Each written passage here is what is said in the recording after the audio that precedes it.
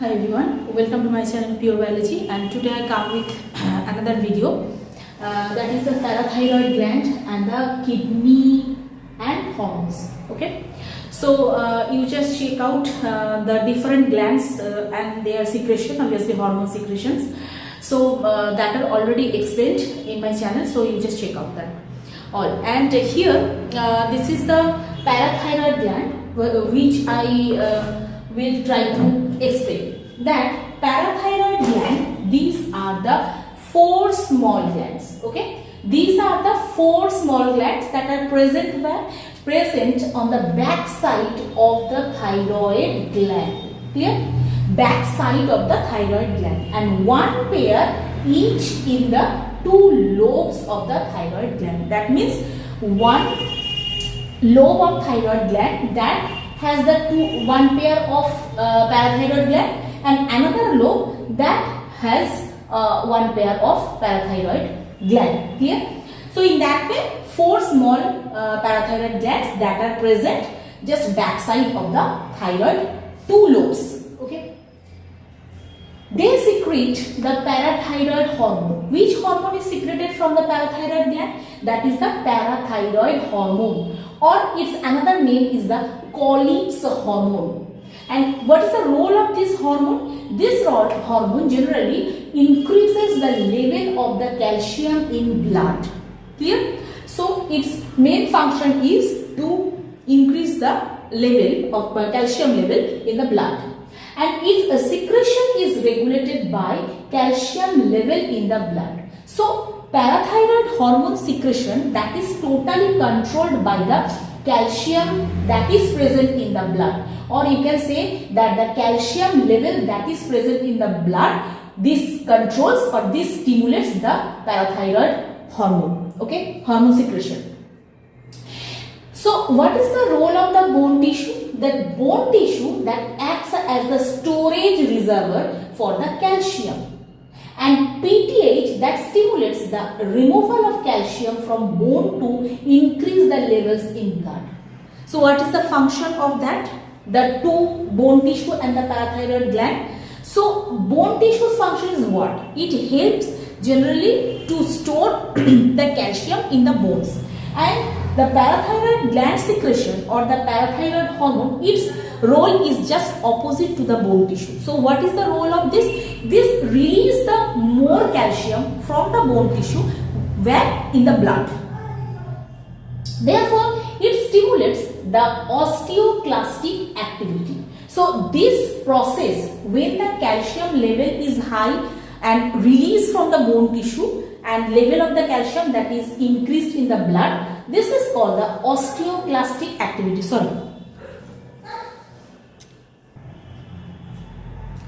this is called the osteoclastic activity.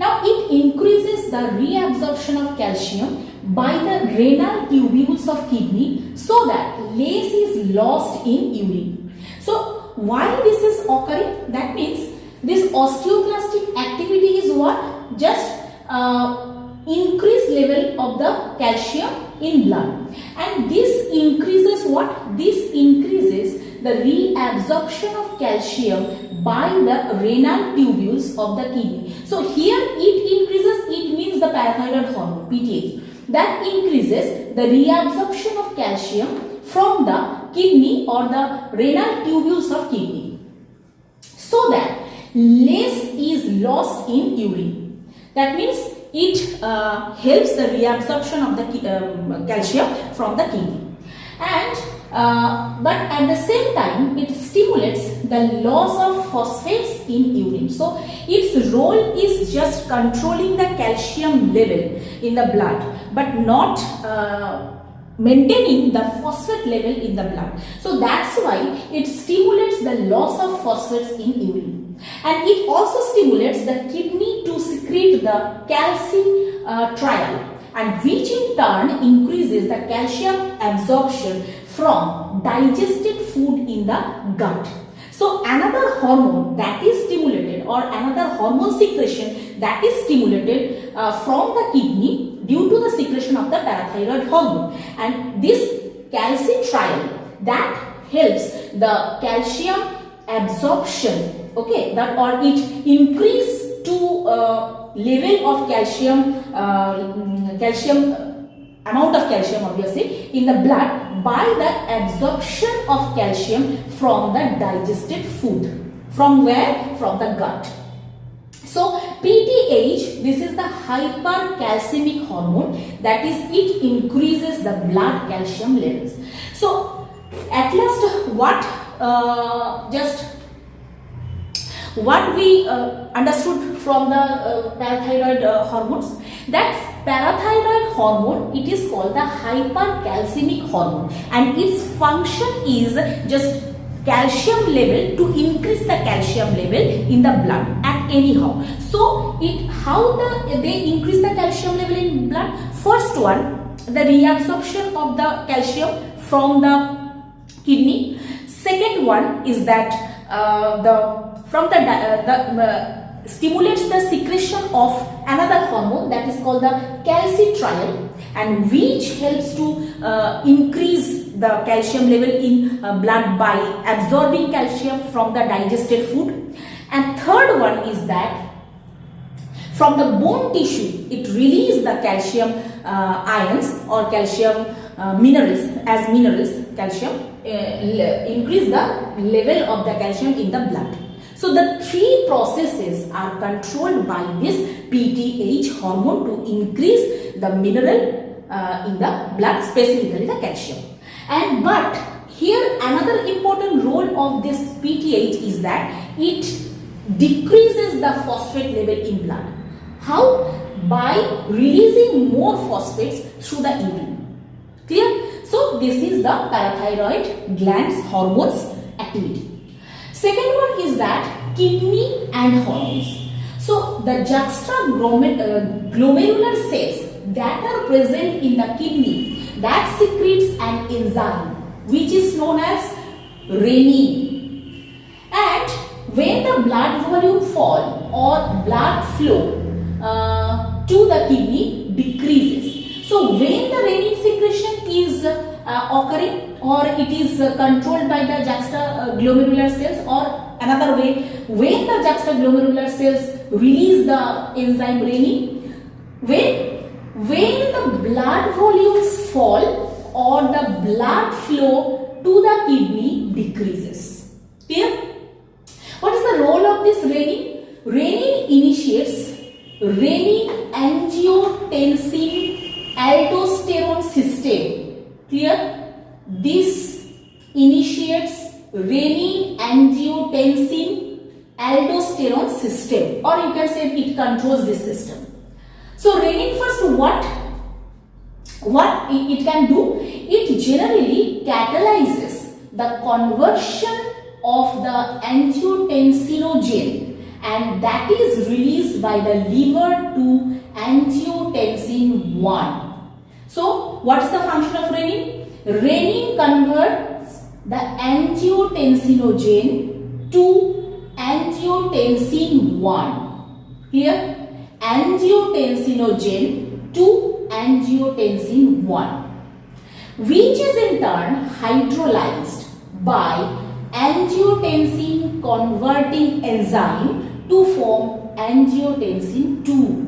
So ultimately, from the angiotensinogen, what will form? Angiotensin 1, and from angiotensin 1 another thing is formed or substance is formed, that is called the angiotensin 2.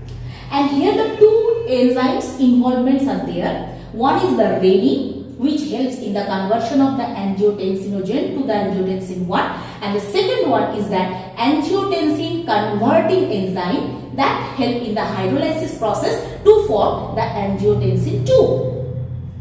Next, angiotensin 2 that raises the blood pressure in two ways. So what's the function of this angiotensin 2? Its function is to increase the blood pressure, okay, or it helps to increase the blood pressure.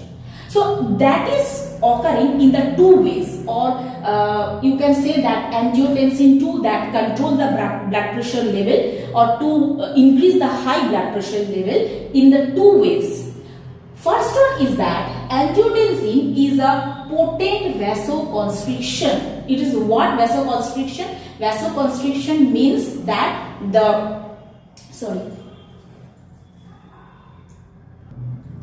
So what is that? Just noise in the outside. That's why I have to stop.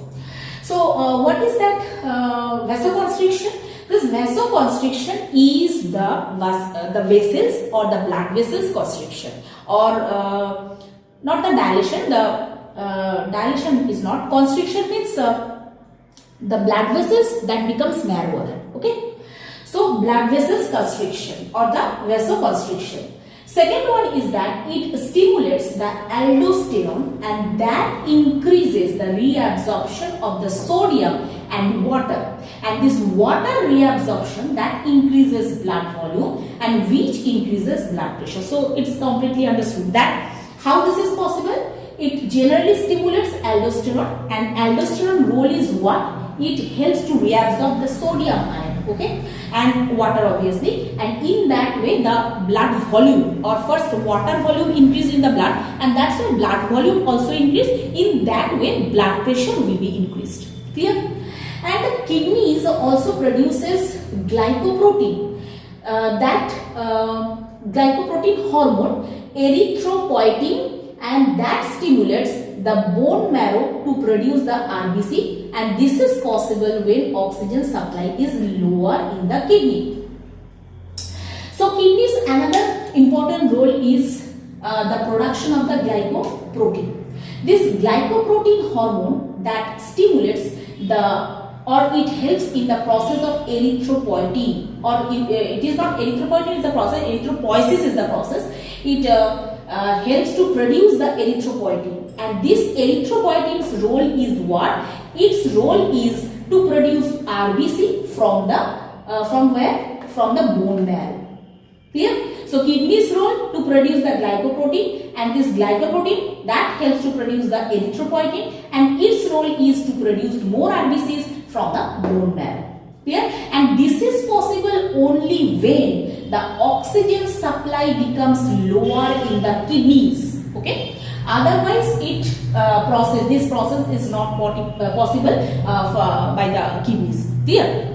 So this is the brief explanation about the kidney and the hormones. You will continue with my channel for the next videos. Thank you.